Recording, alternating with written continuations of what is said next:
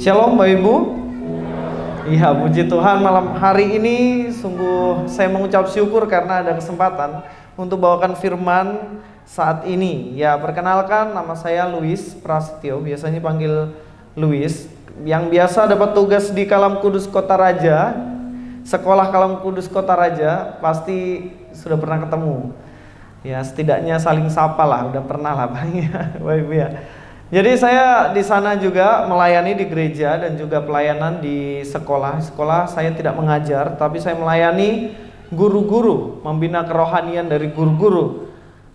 Ya, jadi untuk hari ini puji Tuhan karena ada kesempatan. Kalau biasanya bertemu karena tugas kesehatan anak-anak ya, hari ini kita ketemu karena merayakan Natal. Dan Bapak Ibu, mari kita buka Alkitab kita dari Matius 2 ayat yang ke-12. Seperti tema yang diberikan, dan saya rasa di semua gereja pada Natal ini pasti akan membahas ayat ini. Saya ajak untuk kita baca bersama-sama Matius 2 ayat yang ke-12. Oke, 1, 2, 3. Dan karena diperingatkan dalam mimpi supaya jangan kembali kepada Herodes, maka pulanglah mereka ke negerinya melalui jalan lain. Nah, Bapak Ibu, ketika kita melihat tema ini ya, maka pulanglah mereka ke negerinya melalui jalan yang lain. Pasti kita akan pusing ini. Ini maksudnya apa sih? Kenapa kok PGI ini kasih tema harus pulang lewat jalan yang lain? Karena kalau pulang lewat jalan yang lain Bapak Ibu, pikiran kita, konotasi kita pasti yang negatif ya. Benar ya? Misalnya kayak di rumah kontrakan, kemudian kita datang lewat pintu depan, kemudian kita pulang lewat jalan yang lain, gak lewat pintu depan Bapak Ibu. Nah ini terjadi apa ini? Something ini kan. Misalnya di jalan kemudian ketemu sama teman yang ada di depan sana, tiba-tiba aduh kayaknya saya tidak mau lewat situ deh, saya mau lewat jalan yang lain aja supaya gak ketemu sama orang itu. Pasti ada sesuatu kan, loh kok kenapa lewat jalan yang lain? Kenapa nggak lewat jalan yang tadi kita datang aja? Iya kan? Kemarin saya buat status juga. Ketika di situ saya buat, di situ ada Brasil, Portugal, Spanyol dan kawan-kawannya. Saya tulis di bawahnya, maka pulanglah mereka melalui jalan yang lain. Kenapa? Kalah. Argentina yang digembor-gemborkan akan pulang duluan, ternyata dia yang masuk final Bapak Ibu. Ya, Bapak-bapak pasti tahu ini. Nah, jadi ketika kita berbicara mengenai melalui jalan yang lain, tentunya itu ada something dan ada masalah. Dan itulah yang terjadi. Sebenarnya orang Majus, kalau kita lihat di sini ya, mereka dikatakan di ayat 12 Bapak Ibu, diperingatkan dalam mimpi supaya mereka lewat jalan yang lain. Kenapa? Karena ternyata mereka menghadapi persoalan. Saya akan jelaskan ini mengenai persoalan. Tetapi kita harus tahu bahwa semua manusia di dunia ini pasti akan menghadapi yang namanya persoalan. Baik dia itu orang kaya, baik dia itu orang miskin, baik dia itu seorang pengemis maupun dia seorang presiden, pasti semuanya mengalami yang namanya masalah. Itulah kenapa ada puskesmas Bapak Ibu. Kenapa kok ada puskesmas, pusat kesehatan masyarakat? Kenapa? Karena ada masalah di masyarakat. Masalah apa? Kesehatan, jelas itu. Nah, semua orang akan menghadapi yang namanya masalah. Kalau ketemu nanti di bandara iseng-iseng, kalau ketemu Pak Jokowi Bapak Ibu ya, tanyain, Pak, Bapak kan Presiden Indonesia nih, ada masalah nggak Pak? Pasti Jokowi bilang, pasti banyak masalah saya ini. Belum pikir anak mantu, belum pikir anak-anak. Apalagi Kaisang kalau bikin status aneh-aneh gitu kan, mungkin pusing karena itu, dan pusing pikir negara ini. Itulah kenapa semua orang pasti menghadapi yang namanya problem dan masalah. Saya yakin Bapak Ibu semuanya ketika ada di sini juga hati mungkin lagi, aduh saya ini sebenarnya berat hati datang sini karena saya lagi urus masalah anak saya ini. Kalau nggak lagi urus masalah ekonomi dan lain-lain. Dan setiap orang yang menghadapi yang namanya persoalan dan masalah, yang dicari pasti yang namanya solusi. Solusi. Nah, ada slogan ya, nggak tahu Bapak Ibu tahu nggak ini slogannya? Mengatasi masalah tanpa masalah. Ya, tapi kadang-kadang mengatasi masalah tambah masalah. Kadang-kadang ya, kadang-kadang nggak semua. Tapi nggak salah slogan itu. Kita harus mengatasi masalah tanpa masalah, itu penting. Nah, inilah kenapa hari ini saya ingin membahas ini. Dalam Natal ini, bagaimana kita tahu, bagaimana kita ini memang pasti akan menghadapi masalah seperti orang Majus, seperti Yesus, seperti Maria, seperti Yusuf. Tema ini ada karena ada problem dan masalah. Nanti kita akan melihat apa hubungannya dengan meningkatkan pelayanan. Nah, kita fokus dulu kepada problem dan masalah. Wah, Pak Luis ini datang-datang khotbahin masalah aja ini. Enggak, Bapak Ibu. Tapi kita harus melihat ini dengan baik. Mari kita lihat di dalam Matius pasal 2 ayat yang ke-7. Kita tidak akan mengerti ayat ini ketika kita tidak melihat keseluruhan dari ayat ini. Kita lihat di ayat yang ke-7. Ada problem yang dihadapi oleh orang Majus. Ada problem masalah yang dihadapi oleh Maria dan juga Yusuf. Dan Yesus pun ketika masih bayi dia menghadapi masalah. Natal sebenarnya karena ada problem ini. Mari kita akan lihat ya. Di dalam Matius pasal yang kedua ayat yang ke-7. Kita lihat di situ. Lalu dengan diam-diam Herodes memanggil orang-orang Majus itu dan dengan teliti bertanya kepada mereka bila mana bintang itu nampak. Nah, di sini Herodes memanggil ahli-ahli Taurat dengan diam-diam, gak ribut-ribut tuh. Karena dia ingin tahu sesuatu. Iya kan, kalau mau tanya diam-diam pasti itu karena ada something, ada sesuatu kan. Gak mungkin kalau ada sesuatu yang disembunyikan kemudian tanyanya woro-woro. Itu namanya bukan ada masalah. Kalau kita mendapati berkat yang besar misalnya, dapat hadiah mobil tiba-tiba begitu kan. Nah, pasti kita akan cerita-cerita, saya dapat mobil, bikin status dan lain-lain. Tapi kalau misalnya suami mau menceraikan istri begitu, gak mungkin cerita-cerita, Bapak Ibu terima kasih ucapannya karena saya besok akan bercerai. Gak mungkin ya Bapak Ibu ya. Karena diam-diam pasti ada sesuatu yang mengganjal bagi Herodes. Apa itu? Kita lihat di ayat yang pertama. Mari kita balik di ayat yang pertama. Matius pasal 2 ayat yang pertama. Dikatakan di situ, sesudah Yesus dilahirkan di Betlehem di tanah Yudea, pada zaman Raja Herodes datanglah orang-orang Majus dari timur ke Yerusalem. Sampai di sini kita harus tahu dulu bahwa ada orang Majus datang, dikatakan di situ dari timur ke Yerusalem. Ini dari negara yang jauh sana Bapak Ibu. Mereka naik apa? Kalau menurut gambarnya mereka naik unta ya Bapak Ibu ya. Belum ada Avanza waktu itu, belum ada Fortuner, belum ada kereta api dan pesawat. Jadi nggak mungkin mereka mau naik, saya naik Lion dulu mau pergi ke Yerusalem, nggak ada. Di sini katakan mereka pergi, perjalanannya jauh dari timur, kemudian menuju ke Yerusalem orang-orang Majus ini. Karena apa? Karena mereka mendengar ada Yesus yang lahir. Ayat yang kedua kita lihat. Di ayat yang kedua dikatakan di situ, dan bertanya-tanya di manakah dia raja orang Yahudi yang baru dilahirkan itu. Jadi apa yang dilakukan orang Majus ini, Bapak Ibu? Dia dari timur, kemudian datang ke Yerusalem, tujuannya untuk apa, Bapak Ibu? Untuk hias pohon Natal? Oh tidak. Untuk pergi arisan, Bapak Ibu? Tidak. Tetapi untuk cari apa dikatakan di sini? Katanya ada seorang raja yang baru dilahirkan. Jadi yang dilahirkan di hari Natal adalah seorang raja. Tapi kita sekarang sering merayakan Natal karena ada yang namanya Sinterklas. Papa, tolong dong ajak aku ketemu sama Sinterklas waktu Natal. Mama tolong dong ajak saya untuk ketemu sama Sinterpit. Wah, ini Natal udah berubah. Bukan lagi tentang Yesus, tapi ternyata tentang Sinterklas dan Sinterpit. Wah, bahaya ini. Nah, tapi kalau kita mau fokus di sini, ternyata yang lahir adalah seorang raja orang Yahudi. Nah, Bapak Ibu, kita akan lihat masalahnya. Loh, kalau yang raja yang lahir, masalahnya apa kalau kayak gitu? Apakah ada masalah? Ketika ada seorang raja yang lahir, ternyata ini masalah bagi Herodes. Ini masalah buat Herodes. Kita lihat di ayat yang ketiga. Apa yang dikatakan di ayat yang ketiga? Kita baca bersama-sama, Bapak Ibu. Mari kita baca bersama-sama. 1, 2, 3.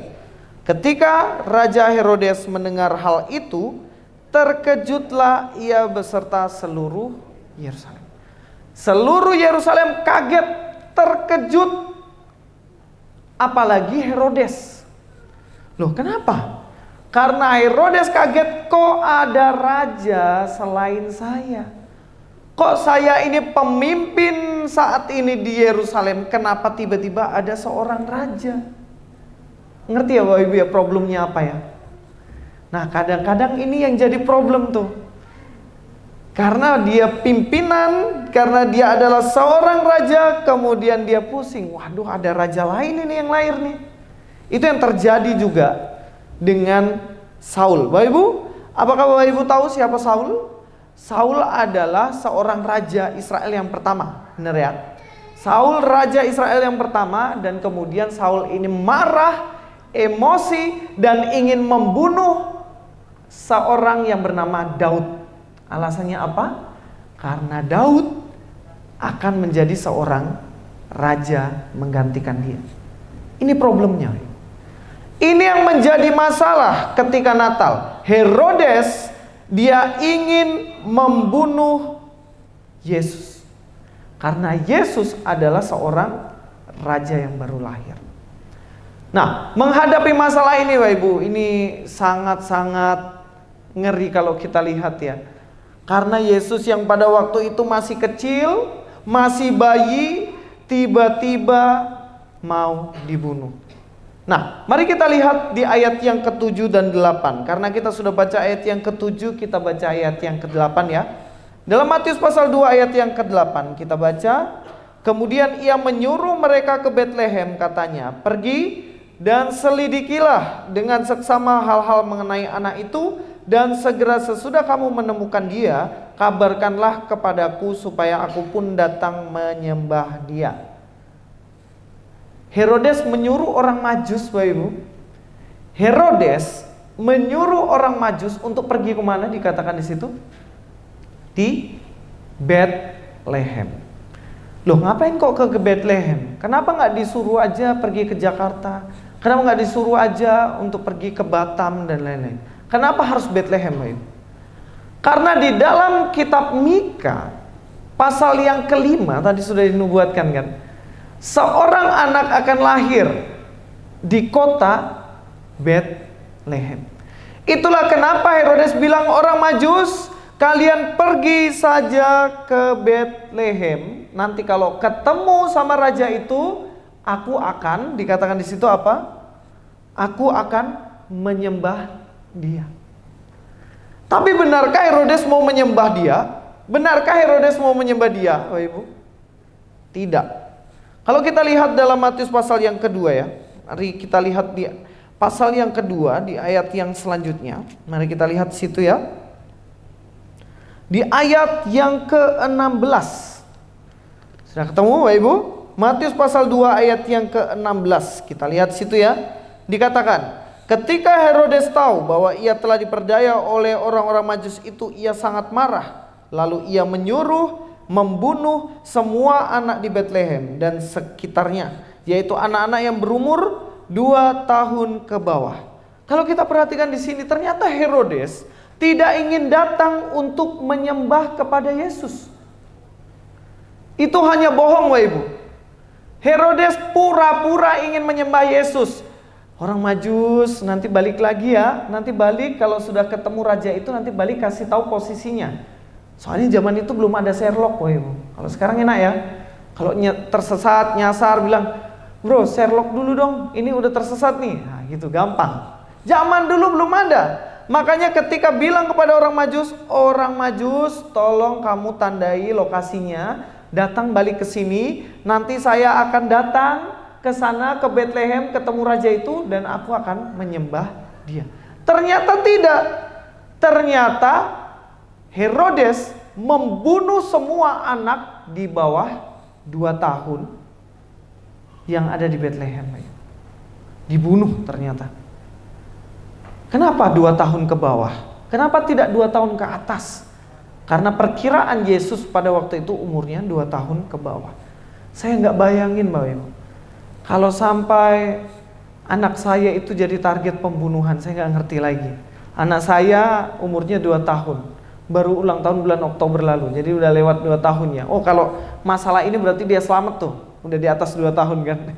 Tapi sekitar 2 tahun, tiba-tiba dengar kabar bahwa ya anak di kota raja semuanya yang di bawah 2 tahun akan dibunuh semua. Duh, panik gue. Benar ya? Pasti panik. Itulah kenapa orang Majus itu kalau sampai dia balik ke Herodes, maka Yesus yang akan menyelamatkan manusia berdosa itu pasti akan dibunuh, mati. Itulah kenapa ada ayat ini, Bapak Ibu. Itulah kenapa ada Matius pasal 2 ayat 12. Kemudian dikatakan, dan karena diperingatkan dalam mimpi supaya jangan kembali kepada Herodes, maka pulanglah mereka. Siapa mereka ini? Orang-orang Majus. Pulanglah mereka melalui jalan yang lain. Putar balik. Tidak balik lagi ke Herodes, tetapi justru tempat yang lain. Nah, ini saya melihat bagaimana Allah sebenarnya sedang menyelesaikan persoalan bagi orang Majus dan bagi Yusuf dan Maria dan Yesus. Karena setiap ada masalah pasti ada solusi yang terbaik dari Tuhan. Masalahnya Yesus akan dibunuh. Masalahnya pasti orang Majus ketika balik juga akan dibunuh. Masalahnya Yusuf, Maria juga pasti akan dibunuh sama Herodes. Jangankan mereka, Ibu. Herodes adalah pemimpin. Dia adalah pemimpin yang tega bunuh ibunya sendiri. Bayangin aja. Mamanya sendiri aja dibunuh. Apalagi orang yang gak dikenal. Benar ya? Nah, karena persoalan ini, apa yang dilakukan Tuhan untuk menyelesaikan persoalan itu? Yang dilakukan Tuhan adalah memberi jalan yang lain. Makanya setiap persoalan itu pasti ada solusinya, Ibu. Amin. Amin. Tuhan yang paling tahu solusinya. Ya kita kadang-kadang ya maunya solusi yang cepet-cepet aja gitu kan. Aduh, utangku kok banyak banget ya. Kayaknya togel besok yang keluar berapa nomornya ini ya. Karena pasti kalau saya pasang tepat ini, wah, utang selesai gitu. Kadang-kadang kita mau solusi yang cepat kan. Udah dikejar-kejar ini, aduh harus bayar ini. Solusi yang cepat apa? Pergi rampok bank dan lain sebagainya. Pergi tipu-tipu sana sini, kemudian pasti akan beres. Tapi apakah solusi itu dari Tuhan, Bapak? Belum tentu. Dan bukan belum tentu lagi, pasti bukan. Solusi yang melanggar ketetapan Alkitab pasti itu bukan dari Tuhan. Nah, Tuhan itu bisa memberikan jalan keluar dan solusi bahkan dengan cara yang tidak masuk akal bagi kita dan tidak bisa kita pikirkan. Coba kita lihat di dalam Keluaran 13 ayat 21 sampai dengan ayat yang ke-22. Pada waktu itu orang Israel keluar dari tanah Mesir menuju tanah Kanaan. Mereka melalui padang gurun, Bapak Ibu. Kalau padang gurun itu kalau siang itu panas sekali, sangat-sangat panas. Kalau malam itu akan sangat-sangat dingin, Bapak Ibu. Nah, bayangin aja. Kalau panas kepanasan, kalau siang ya. Kalau malam kedinginan, solusinya apa? Solusinya apa, Bapak Ibu? Mau bawa payung juga capek kan? Jalan panas-panas mau bawa payung. Mau pakai apa lagi? Kalau terus-terusan di dalam rumah, ya nggak pergi kemana-mana. Zaman sekarang enak Bapak Ibu, naik mobil ya, panas-panas, hujan-hujan, pakai mobil, sudah nggak kepanasan. Zaman itu naiknya unta.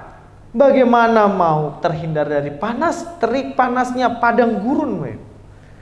Lalu Tuhan berikan solusi loh kepada bangsa Israel. Solusi yang bagi kita nggak mungkin nih, nggak masuk akal nih Tuhan, nggak masuk akal. Kita akan lihat ya di dalam Keluaran 13 ayat 21 sampai 22. Saya baca, Ibu, silakan perhatikan situ. Tuhan berjalan di depan mereka pada siang hari dalam tiang awan. Pada siang hari ternyata Tuhan berikan apa? Ibu, di situ dikatakan tiang awan. Dulu saya pikir tiang awan itu berarti kayak tiang ini ya. Ini kan tiang ini ya. Tiang, kemudian ada awan di situ. Tidak, ternyata tiang awan ini ternyata awan, Ibu. Ibu, hal yang paling tidak kita sukai ketika sekolah dulu apa? Biasanya hari Senin tuh. Apa, Ibu? Apel? Oh, bukan.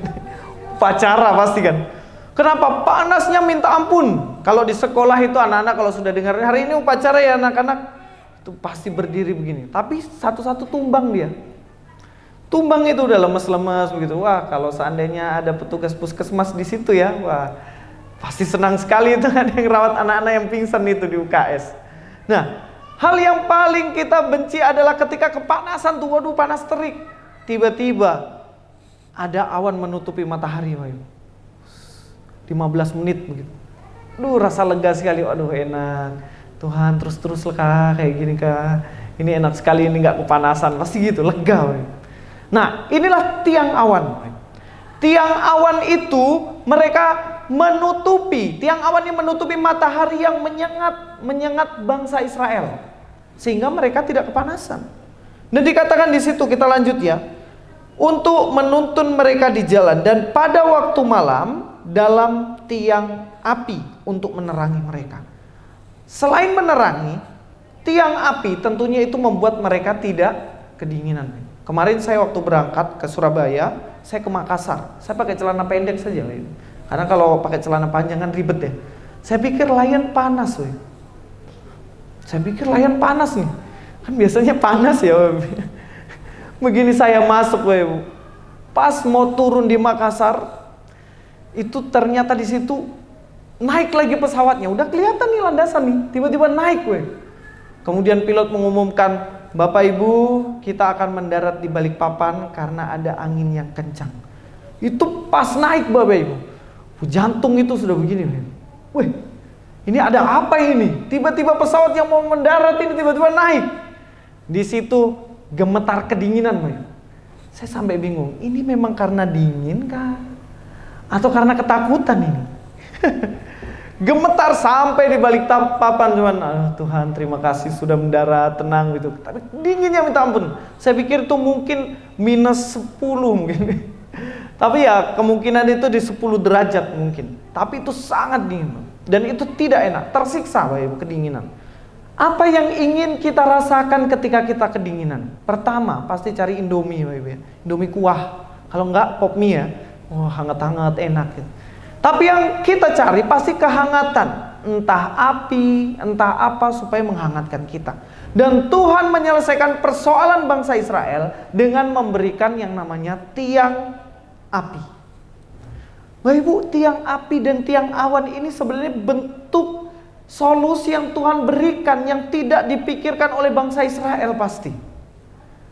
Di padang gurun mereka bisa melewati padang gurun yang panas. Mereka bisa melewati padang gurun yang dingin hanya karena pertolongan Tuhan. Ada tiang awan dan ada tiang api. Lalu ada persoalan lagi bagi bangsa Israel di tengah jalan. Kira-kira mereka makan apa? Dari Mesir menuju Kanaan 40 tahun lamanya. Di sana nggak ada kios, Alfamidi nggak ada, Saga apalagi nggak ada. Mau tanam kangkung, bagaimana caranya tanam kangkung di padang gurun? Iya kan? Mau pergi makan roti, Bread Life belum buka di sana. Nggak bisa. Lalu bagaimana mereka bisa hidup 40 tahun tanpa mereka menanam, 40 tahun tanpa mereka beli belanja di kios di Saga, Ibu? Bagaimana caranya? Kita akan melihat, Ibu. Di dalam Keluaran itu jelas bagaimana Tuhan memberikan yaitu mana. Ibu, mana itu bukan cari sesuatu ya. Di mana ya? Di mana? Bukan. Mana itu semacam tepung yang turun dari langit Jadi dari langit turunlah tepung, kemudian mereka pungut tepung-tepung itu yang ada, dipungut, kemudian tepung diolah menjadi roti. Selama berapa tahun Bapak Ibu mereka makan roti ini? 40 tahun. 40 tahun lamanya mereka makan mana. Solusi terselesaikan. Dan siapa yang bisa memberikan solusi yang seluar biasa itu? Hanya Tuhan gitu. Jadi kadang-kadang kita nggak bisa kepikiran Bapak Ibu. Loh, masalah ini ada. Lalu apa sebenarnya solusi yang kita bisa terima dari itu? Tuhan selalu punya solusinya. Banyak masalah dan persoalan yang pasti akan kita hadapi. Saya nggak ngerti Bapak Ibu, masalah Bapak Ibu sendiri sebenarnya apa. Tetapi ketika Tuhan memberikan solusi, kita tahu bagaimana Tuhan menyelamatkan Yusuf, Maria, orang Majus, Yesus diselamatkan oleh Allah. Kemudian juga Allah menyelamatkan bangsa Israel dari ganasnya padang gurun. Lalu kurang percaya apa lagi harusnya kita gitu. Bukti apa lagi yang Tuhan mau berikan pada kita untuk kita percaya? Saya ingin mau ngambil contoh lagi. Kita buka ya dalam 1 Raja-Raja pasal 17 ayat 5 sampai dengan ayat yang ke-6.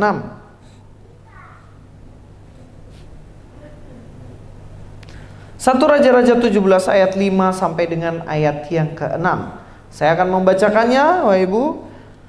Lalu ia pergi dan ia melakukan seperti firman Tuhan. Ia pergi dan diam di tepi sungai Kerit di sebelah timur sungai Yordan. Pada waktu pagi dan petang, burung-burung gagak membawa roti dan daging kepadanya, dan ia minum dari sungai itu.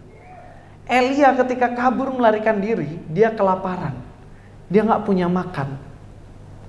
Lalu siapa yang memberi makan dalam teks ini? Kalau kita lihat justru yang memberi makan bukan manusia. Bukan orang yang ada dia temui yang memberi makan dia. Tapi dikatakan di sini yang memberi makan adalah burung-burung gagak. Burung-burung gagak datang kepada Nabi pada waktu itu membawa roti dan membawa daging sehingga dia kenyang. Wah, luar biasa pertolongan Tuhan bisa melalui segala jalan. Nah, makanya ketika saya melihat teks ini, ayat ini ya, maka pulanglah mereka melalui jalan yang lain. Saya langsung berpikir, oh ini bukti pertolongan Tuhan yang luar biasa, yang tidak dipikirkan manusia. Nah, Bapak Ibu, ada hidden hand yang kita harus percayai sepenuh hati. Kita ini selalu diperhadapkan dengan yang namanya masalah dan persoalan. Benar ya? Entah persoalan ekonomi, entah persoalan keluarga, entah persoalan anak-anak kita, entah persoalan yang lainnya. Tetapi ingat bahwa Tuhan selalu memberikan jalan yang lain. Ketika jalan di depan kita udah mulai tertutup, itu yang kita harus imani. Nah, pada waktu itu saya ketika mau menikah ya, tahun 2019, saya ingat sekali pada waktu itu ketika saya mau menikah, saya menikah outdoor Bapak Ibu. Jadi kami menikah di Malang, di Batu Malang, di Kusuma Agro ya. Di situ dia melayani untuk pernikahan outdoor dan indoor. Jadi pada waktu itu saya menikah di outdoor dan indoor. Jadi resepsi di indoor, kemudian pemberkatan outdoor. Nah, pada waktu itu satu hari H-1 itu hujan deras, hujan deras. Lalu kemudian saya ketemu sama salesnya, kemudian saya ngobrol-ngobrol, Mbak ini gimana kalau seandainya besok hujan lagi nih pernikahan saya? Pemberkatan saya pasti batal, bener ya? Mau hujan nih Mbak Ibu, pernikahan saya pasti batal. Kemudian dia bilang, oh nanti pindah ke gedung. Oh, berarti outdoor saya batal dong, gagal dong. Sudah bayar tapi sudah tidak bisa dipakai lagi. Bukannya Mbak janji waktu itu dikasih ke restoran. Jadi dia janji mau taruh di restoran, ternyata tidak jadi, yang batal. Kemudian saya bingung Bapak Ibu. Kalau Bapak Ibu yang di posisi saya, kira-kira apa yang akan dilakukan? Besok kira-kira kalau hujan ini pasti batal semua ini. Pernikahan pasti gagal total, nggak jadi bagus, malah jadi hancur semua. Make up luntur semua tuh pasti. Nah, ketika mendengar percakapan kami, kemudian saya pulang, Mbak itu telepon, Mas nggak usah khawatir, besok nggak akan hujan, katanya. Saya sudah sewa pawang hujan, katanya. Duh, kaget saya. Wah, solusi dari mana ini pawang hujan? Di Alkitab dibilang, oh kalau pergi-pergi dukun habis kau, habis dukun Tuhan. Ini saya pelayanan, pernikahan saya, hadirkan Mbak Rara nih pawang hujan nih. Nah, selesai. Pulang saya dipecat Kalam Kudus ini. Lalu saya bilang, Mbak minta maaf, cancel pawang hujannya. Saya nggak mau ada yang namanya pawang hujan. Loh, gimana kalau besok hujan ini, Pak? Tenang aja, nggak apa-apa, saya nggak akan komplain, dah hilang sudah. Yang penting saya nggak mau ada namanya dukun di pernikahan saya. Kalau mau hujan, hujan sudah. Pada waktu itu, Ibu, saya sama calon istri ya, sekarang sudah jadi istri saya. Kami bilang, udah kita berdoa saja. Kita berdoa besok tidak hujan. Kita percaya bahwa Tuhan akan tolong kita. Bapak Ibu, pada waktu itu saya jemput dia ke kamarnya. Kan keluarga rombongan datang ya kamarnya untuk jemput, ketuk pintu untuk bawa ke tempat pemberkatan, Bapak Ibu. Itu udah mendung, sangat-sangat mendung. Gelap sekali pada waktu itu. Itu ada videonya, kalau di video itu gelap sekali, udah rintik-rintik tuh. Jadi ibu saya, mama saya itu berdoa kumat kabit di belakang. Tuhan tolong, sudahlah, jangan sampai hujan, Tuhan tolong. Gitu kumat kabit terus itu dia, berdoa terus. Lalu saya jemput, rintik-rintik, Bapak Ibu. Bahaya nih, hujan deras nih, gelap nih. Kemudian kami datang ke pemberkatan, Bapak Ibu. Begitu turun dari tangga, itu langsung cerah sekali. Langsung cerah, matahari muncul. Walaupun tidak terlalu ini, tapi terang. Lalu tidak ada hujan. Terang sekali. Dalam hati, oh Tuhan terima kasih, Engkau kasih solusi yang luar biasa sekali, Bapak Ibu. Dan kemudian kami melakukan pemberkatan nikah. Foto-foto keluarga, dapat foto-foto keluarga, kemudian dapat foto-foto dengan teman. Setelah itu tiba-tiba hujan deras sekali, semua tamu lari kemudian ke gedung. Dan dalam hati walaupun hujan, saya bersyukur Tuhan. Ternyata memang kalau bersandar, berharap sepenuhnya sama Tuhan ini, memang Tuhan kasih solusi yang kadang-kadang kita pikir udah tertutup nih, solusinya nggak ada nih. Tapi Tuhan kasih solusi itu. Nah ini yang saya percaya, bagaimana kadang-kadang masalah itu ada, tapi Tuhan ingin memberitahu kepada kita, ini loh aku bisa kasih solusi kamu yang bahkan kamu gak pikirin. Nah banyak hal lagi. Saya tahu bagaimana puskesmas ini tentunya adalah pusat pelayanan kepada masyarakat. Ketika masyarakat di sana mengalami sakit, kemana larinya? Ya pasti dua jalan, ke dukun, kedua puskesmas. Dan kalau ke dukun jelas itu bukan cara yang Tuhan mau. Cara yang Tuhan mau pasti solusi dari segala kesehatan, sakit penyakit pasti pergi ke dokter, di puskesmas, ke rumah sakit. Dan tempat inilah solusi dari setiap persoalan dan masalah itu. Bapak Ibu, saya percaya bahwa kita semuanya memiliki masalah dan Tuhan menyelesaikan setiap persoalan dan masalah kita. Lalu apa yang kita lakukan? Yang seharusnya kita lakukan. Mari kita lihat Alkitab kita, Bapak Ibu. Di dalam ayat yang ke-11, Matius pasal 2 ayat 11 dikatakan di situ. Mari kita lihat. Kita baca bersama-sama, Bapak Ibu. Maka masuklah mereka ke dalam rumah itu dan melihat anak itu bersama Maria, ibunya, lalu sujud menyembah dia. Mereka pun membuka tempat harta bendanya dan mempersembahkan persembahan kepadanya, yaitu emas, kemenyan, dan mur. Emas, kemenyan, dan mur. Yang terbaik dipersembahkan kepada Yesus, Sang Tuhan, Sang Raja itu. Orang Majus tahu ketika ia diselamatkan, ketika Yesus memberikan solusi keselamatan bagi mereka, mereka memberikan yang terbaik, memberikan pelayanan kepada Yesus yang terbaik, diberikan emas, kemenyan, dan mur. Nah kalau kita tahu Maria Magdalena juga, kalau kita lihat ya, dia ketika diselamatkan oleh Yesus, dia memberikan yang terbaik pelayanannya kepada Yesus, iya kan? Nah, kita ini sudah diselesaikan semua masalah dan persoalan kita.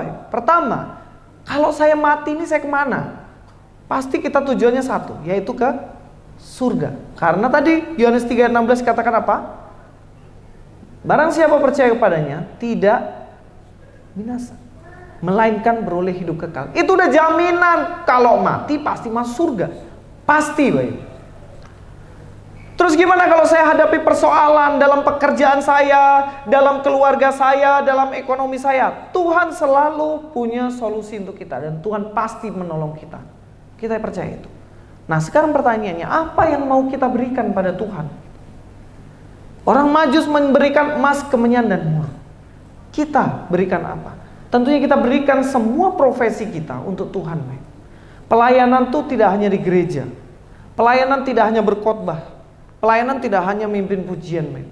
Pelayanan yang terbaik, Yesus mengatakan, kunjungilah orang-orang miskin. Layani mereka yang sakit. Berikan pelayanan kepada semua masyarakat yang ada. Pasti itu akan menjadi berkat, Bapak Ibu.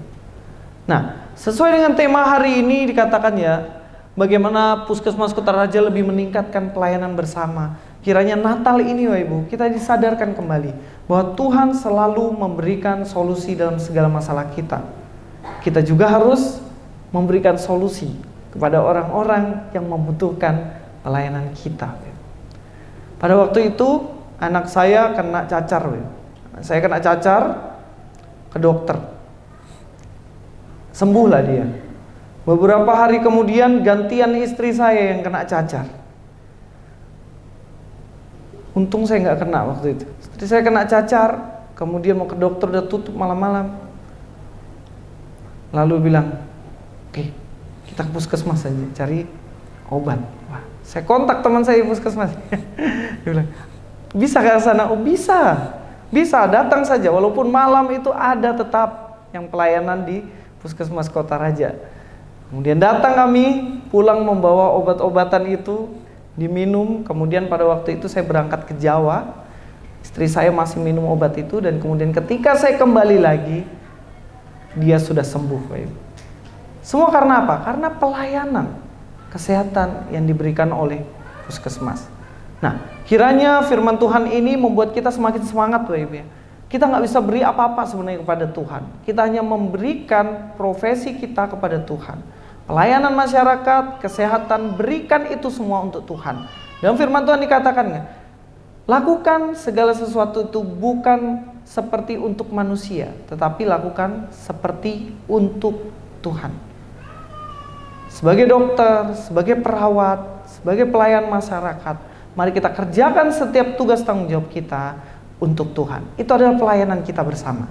Saya melayani jiwa-jiwa umat-umat Tuhan. Bapak Ibu melayani semua masyarakat yang mengalami sakit. Ketika saya sakit, pasti saya pergi ke dokter dan puskesmas. Ketika Bapak Ibu membutuhkan pelayanan, mari datang kepada kami untuk kami doakan. Ayo.